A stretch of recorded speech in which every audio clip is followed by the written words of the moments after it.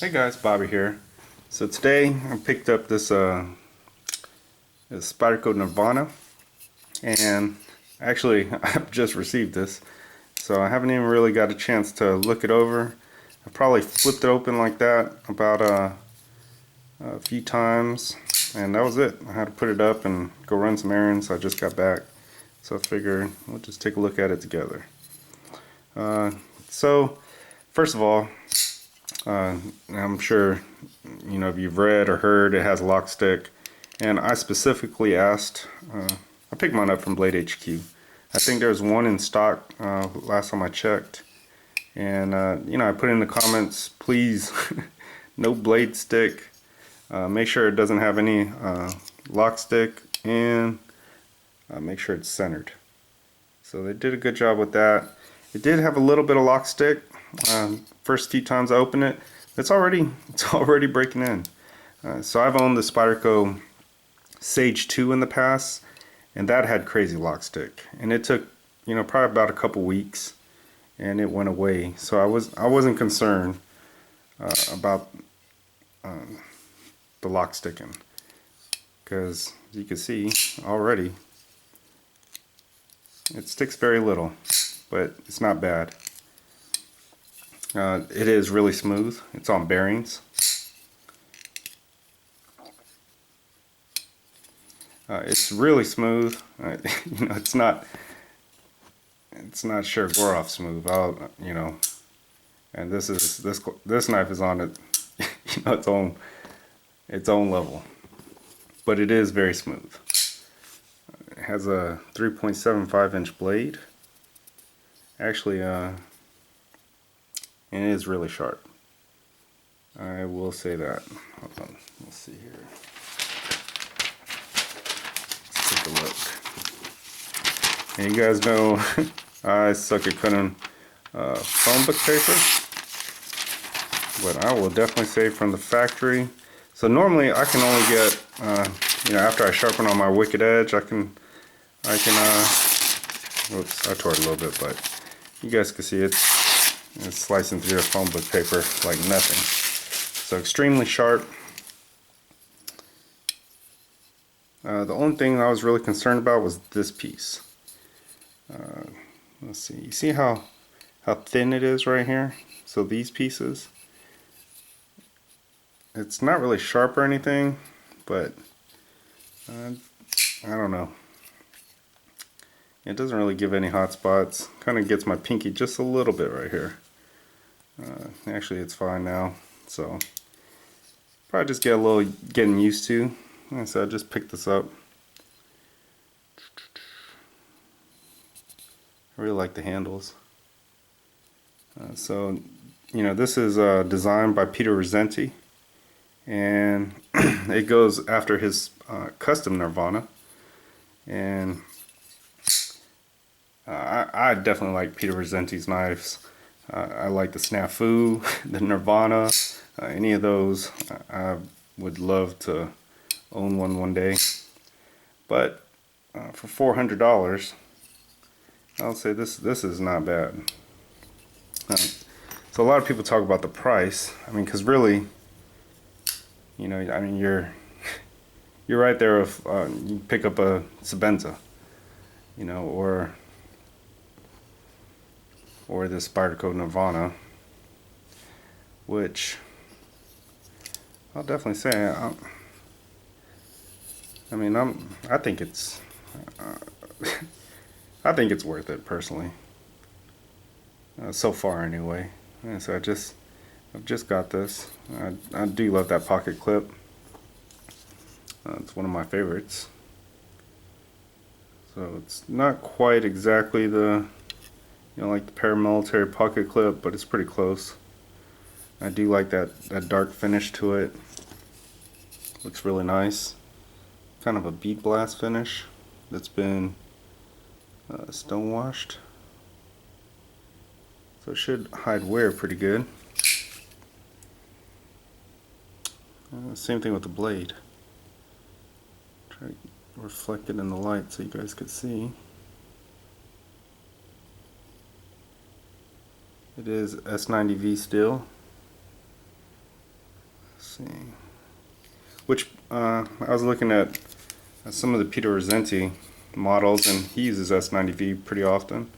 Ooh, I really like the jumping.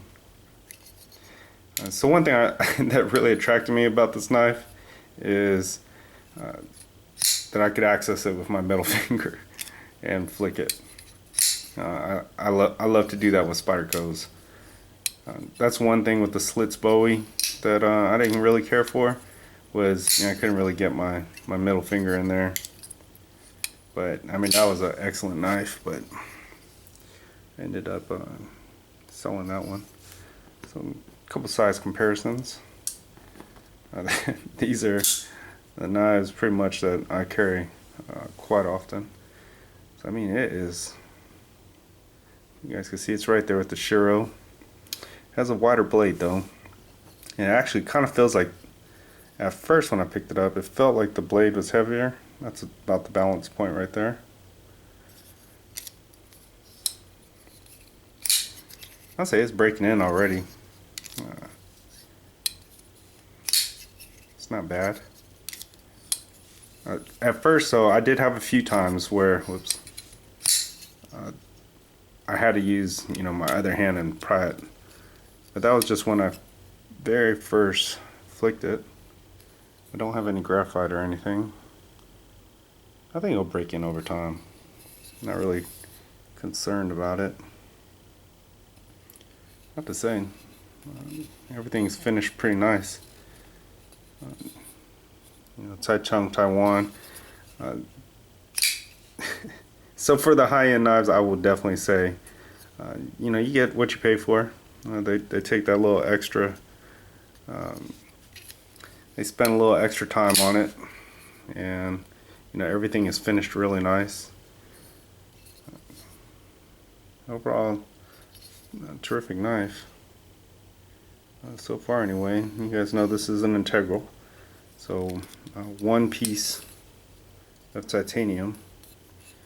You know, not like actually any of these knives, where it's held by pillars and screwed together. This is just one piece of titanium drilled out, and that's really the cost of this. I mean, the engineering in this is pretty incredible to me. It has bearings in it. Ooh. It does have a heavy blade, I will say that. The detent on mine is not very, as you can see, it's not very strong. And I can flick it out. I mean, I have to press a lot, see? But I'm not worried about that. I have other knives I could do that with. As long as it stays, like, you know, when it's in my pocket, just doesn't fly open. I mean, I really have to use the weight of that blade to do that, so. I'm actually not sure how much this thing weighs. Let's take a look.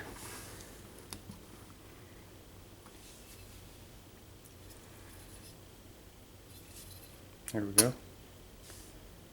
So 4.8 ounces.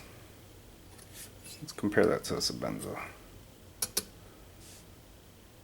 4.4. So just a little heavier than a Sebenza. And a little lighter than the Shiro. So that's not bad, because I mean, it's pretty much right there in size with them. So you guys can see. But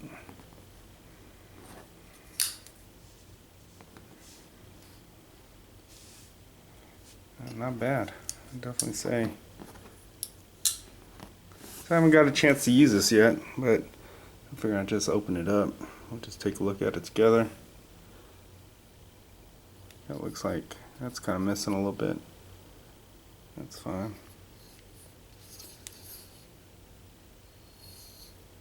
Not bad overall, guys. I'll say that's the lockup. So Spyderco normally does that. You know, kind of the same way Chris Reeve does it. You know, Chris Reeve, you're gonna get that late lockup, but it never moves. And my Sage 2 was the same way. So not bad.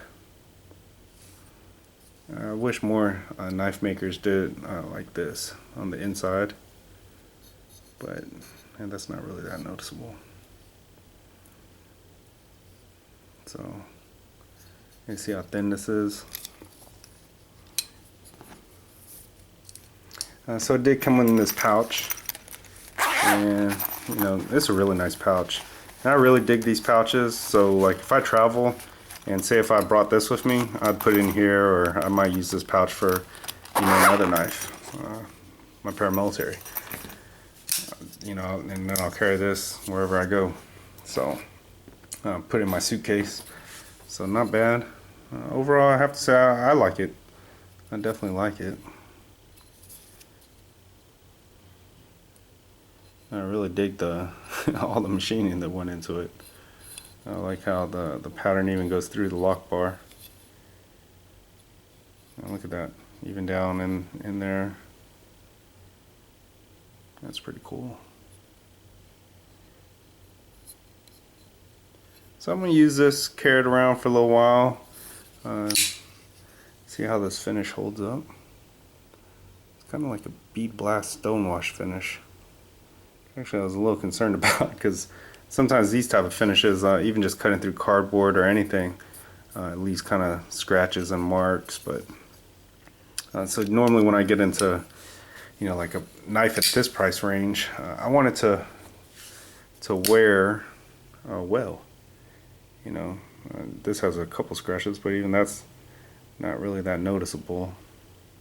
As if it, you know, if it was bead blasted, you would definitely see more scratches up in here. But with this finish, well, let's see if it focuses. It looks really good. So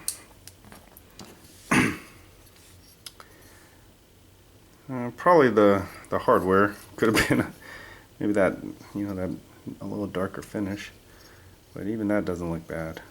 Kind of goes with all these lines. So overall, guys, I like it so far, and I'll carry it around for a week and let you guys know how it goes. So that's it. It's kind of a almost like an unboxing video. It's kind of initial impressions or something, but I like it, guys. Tell me what you guys think. If you have one, you've been looking for one, these are not easy to come by. I'll say that. They normally sell out the same day that they come out. So, but that's it. Hopefully you guys enjoyed the video. Thanks for watching. Bye.